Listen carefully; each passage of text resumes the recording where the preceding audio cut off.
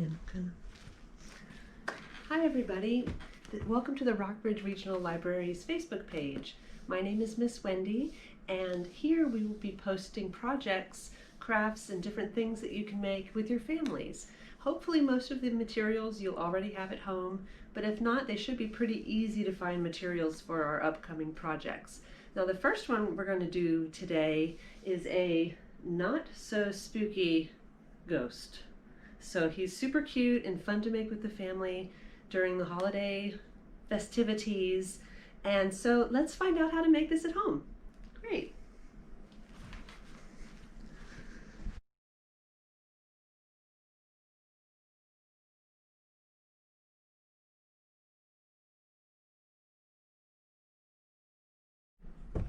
Okay, so let's make these not so spooky ghosts. So here's what you're going to need. You're going to need some cheesecloth. You can get this at Walmart in the canning area where you do canning. You'll need a pair of scissors. You'll need a little cup, but you know, it doesn't have to be plastic. It can be whatever from home. You'll need some glue, paper towels for sure, and then a paper plate, a little tiny square of construction paper, black, one water balloon, 2 eyeballs, and in here is liquid starch. So liquid starch I think can be purchased at the grocery store in the laundry detergent department. And so that's what that is. So here's the first step. You take your water balloon and you blow it up into a small balloon. Hold on. They're deceptively hard to blow up. Just gonna say that right off the bat. So you tie a knot, you have your balloon, and you're gonna wanna stick it, your cup is there to hold the balloon while you're doing your draping of the cheesecloth. So step 1, get your balloon done.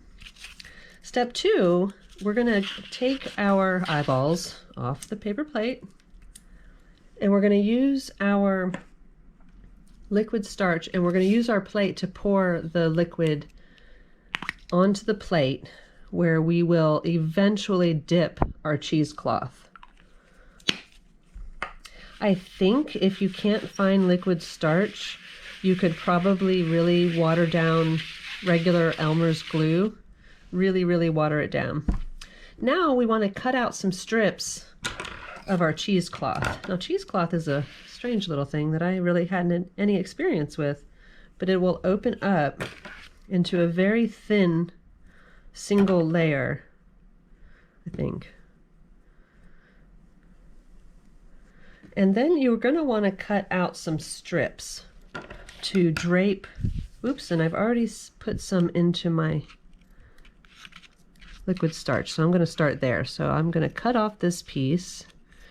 Strips don't really matter too much. They should be kind of varied and different, just because not so spooky ghosts are varied and different. So you take your cheesecloth and you want to dip it in your liquid starch to make it very wet. Now you don't want to just plop a very wet piece of cheesecloth on your balloon.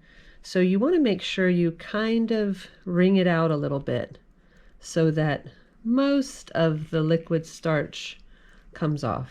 And then you'll have to gently, very gently, open up the cheesecloth as best as you can.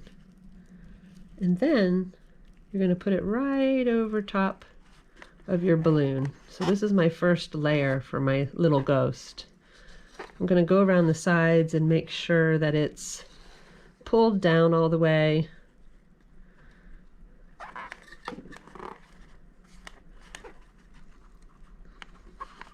And then when that piece is done, I'm going to cut off another piece, another strip to dip. Look at that. So here's another strip. I'm going to put it on in, get it nice and wet, and then wring it out. And then open it up the best I can, because sometimes it gets really tangly in there. And then I'm going to drape it over the other side so that I'm filling up where the balloon is and it's dripping down. So you want to bring that around.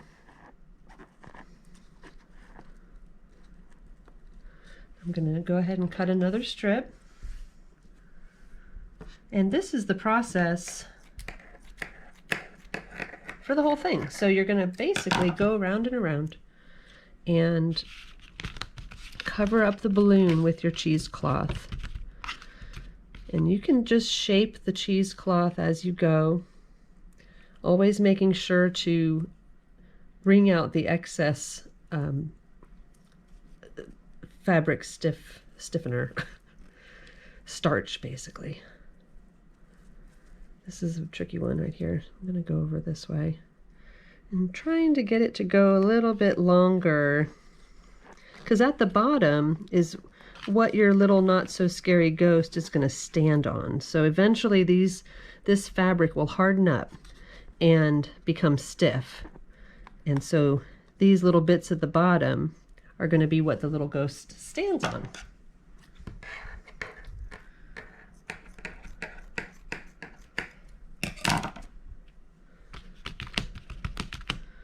Alrighty,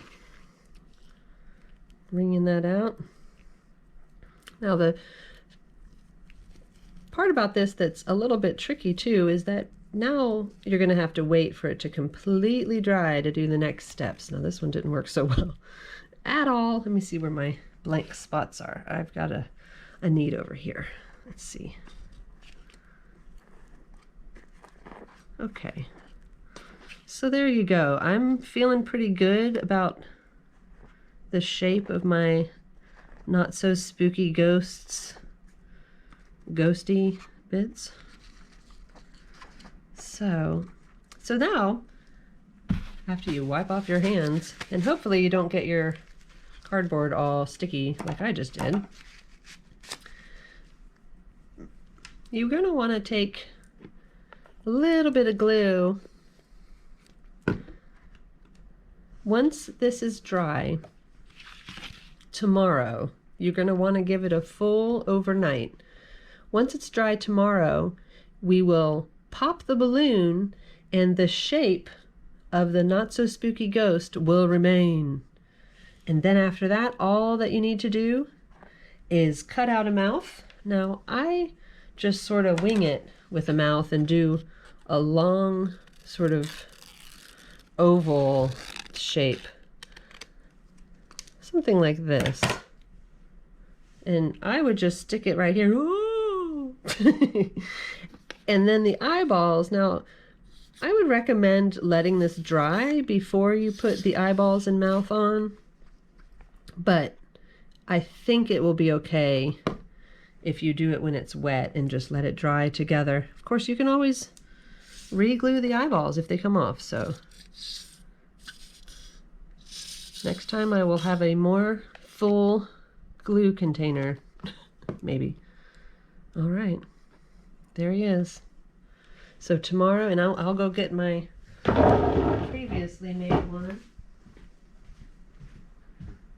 So when it's all said and done tomorrow, after you've popped your balloon and taken it off the cup, you should have something like this. And they can just sit just like that. You can make a bunch of them, put them around and scare all your friends. Okay, join us again next time and we will see you then. Bye.